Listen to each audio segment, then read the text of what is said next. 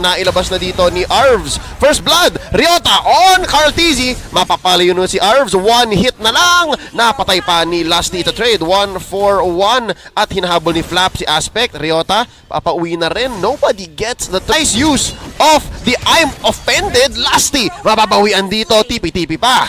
That's the punish that you can get.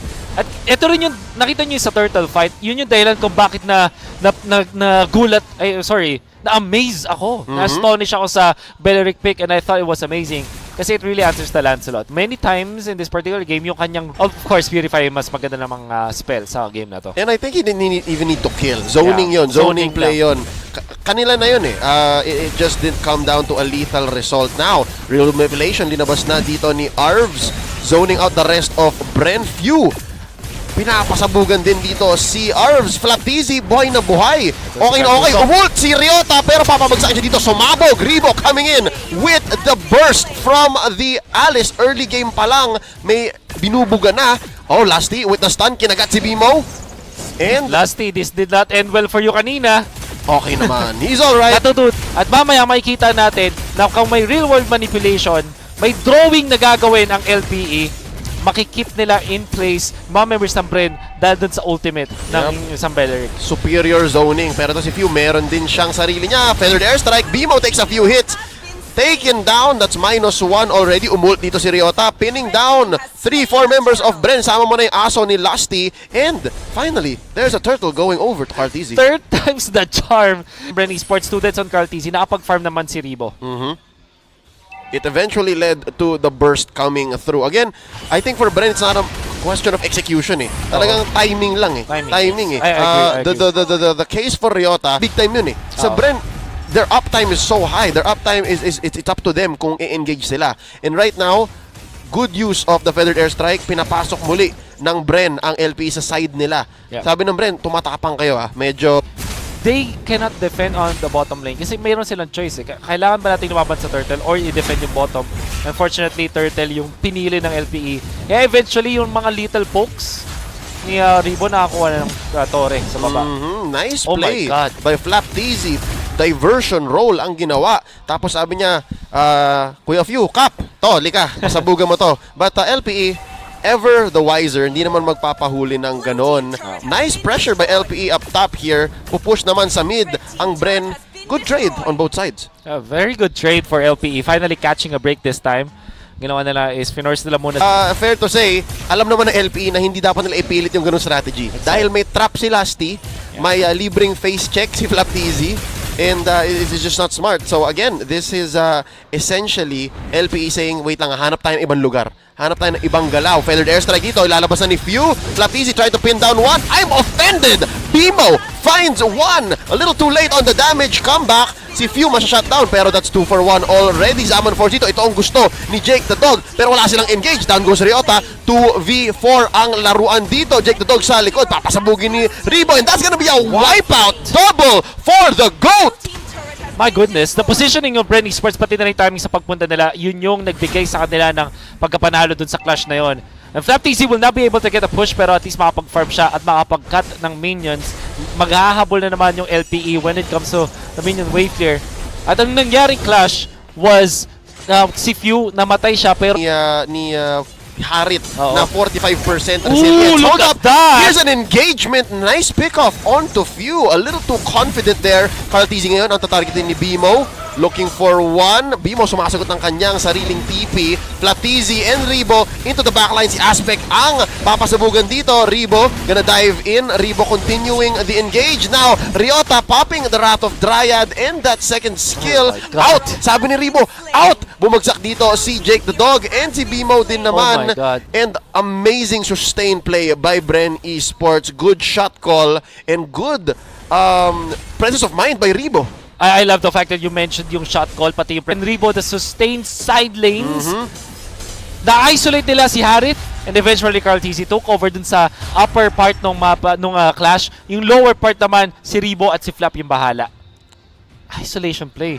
The isolation play, and again, ginegauge lang nila eh. Ang ganda ng control ni Ribo sa HP bar niya. Ginawa niyang resource yung sarili niya essentially. Tapos bago pa siya makitil dun sa team fight na yon, sabi nila, wait lang, kaya pa yan. Easy Lord take here by Bren Sports. Actually missed out on whether it was Luminous or not. We are sitting at 12 minutes, 20 seconds. I do feel it is. We'll see Lord when he does come marching in bottom lane kung yellow ba yan o purple. Do take note kapag inatake nyo na yung Lord ng hindi pa 12 minutes, Yun yun. kahit pa mapatay nyo siya ng 12 minutes, hindi siya, level 1 pa rin siya, hindi pa rin siya enhanced. Parang turtle. Yes. Uunahan mo lang essentially. Ang tagal ni Lord, ang tagal niya lumabas. This is good for LPE. They're able to still gather their thoughts. Iniisip nila, wait lang, paano ba natin na-atakihin to? Luminous nga, Wolf. Luminous. Masakit. It is hindi the Luminous. Although, wag tayo magpa-full. Minsan, kahit dilaw yung Lord, hindi tumatalon. So, abangan na lang natin mamaya. We'll see. We'll see. We'll see. So, this is still good. I think LPE has good wave clear.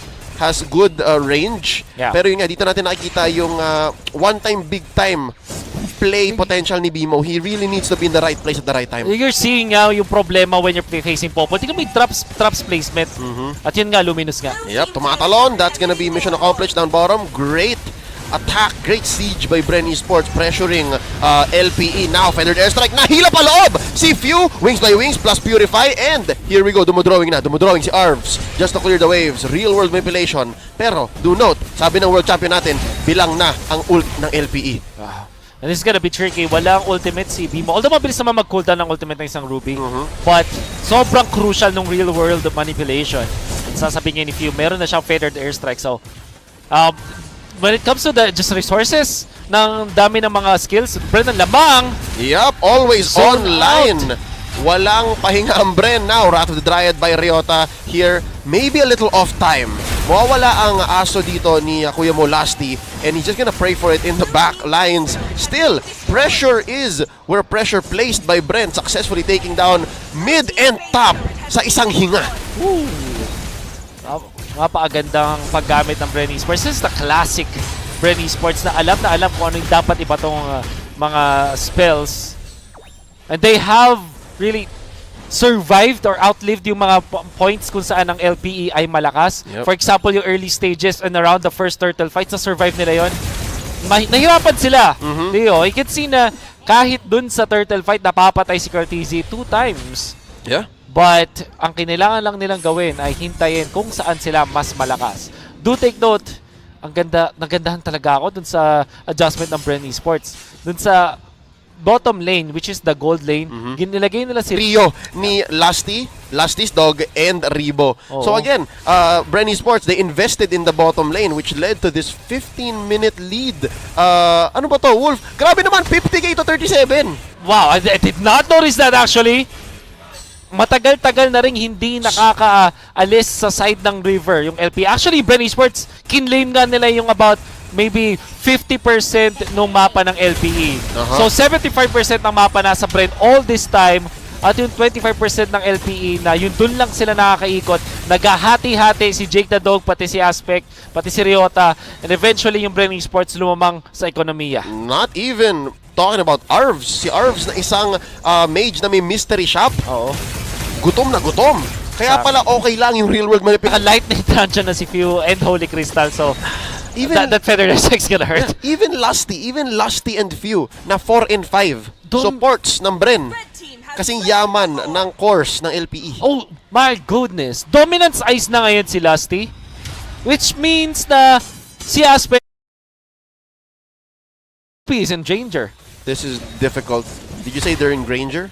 They have a Granger. Pero tingnan natin dito kung paano sila magde-defend. This is going to be possibly the final siege. Enhanced ang siege minions ng Bren Sports. Gonna be crashing down all 3 lanes. Lord marching down mid. Ito for sure. Luminous level 2, 17 minutes in. Nagsiscale si Lord. The longer the game goes, this is gonna be as clutch a defense as it gets para sa LPE. Kaya ba nilang pigilan ang pagtatapos dito ng Bren? Real world manipulation. Tama-tama ang pagpasok pero may sagot si Few. That's going to be the feathered airstrike. Few gonna get blasted by Arvs. And no, this is going to be Ribo from the backline, splitting up LPE as Lord wails away at the base. Ribo looking for one, gonna be backing out from TZ. Ladies and gentlemen, a successful defense. LPE buhay pa. Buhay na. Arms, better timing. I would say, Bren Esports na unahan sila. Ang ganda ng idea ng Bren Esports. Ginamit si FlapTZ pang scout. Punta kay Aspect. Gutom ang Granger ni Aspect. But we'll see how... Oh, Wolf for the first time in a while in this 18-minute game. Siguro for the first time in 5-6 minutes, nakalabas ng base ng LPE. That's what they needed. Aspect, binibilisan na kanya pag-clear. You have to take note nga lang, ang Bren Esports may mataas na burst at mas mayak. So that means, hindi na pwede dumepende ang Bren Esports sa mga minions lang. They really need to be the ones to hit the base eventually. So ano gusto kong sabihin? Kailangan makapag-wipe ng Bren Esports or at least mapatay nila yung tatlo na members ng LPE. Particularly si Arvs para matapos nila yung laban. But, ang Bren Esports, mas mataas ang map control. So, ayan. Lusty, Malefic Roar. Oh, this means Lusty is going for the throat. Kung sino mang humarang, papatumbahin, kakagatin. Grass. At, kailangan nila ng konting mana, kaya may enchanted. Exactly. For the sustain. Sustain na mana, I mean. Malefic Roar on the Aspect. It's important if they... Oh, by the way, Leo, 20 minutes timing. Oh, here we go. So, every single death will have its death timer scaled up. Another reason kung bakit pwede mag-comeback. Mas potential na mga comebacks ngayon. Yeah, pick up, pick off. Pick off. Bawat pick off. A kill will be so important. Lalong-lalo na against Bren Esports. But, wow, okay, sobrang bilis. What is this?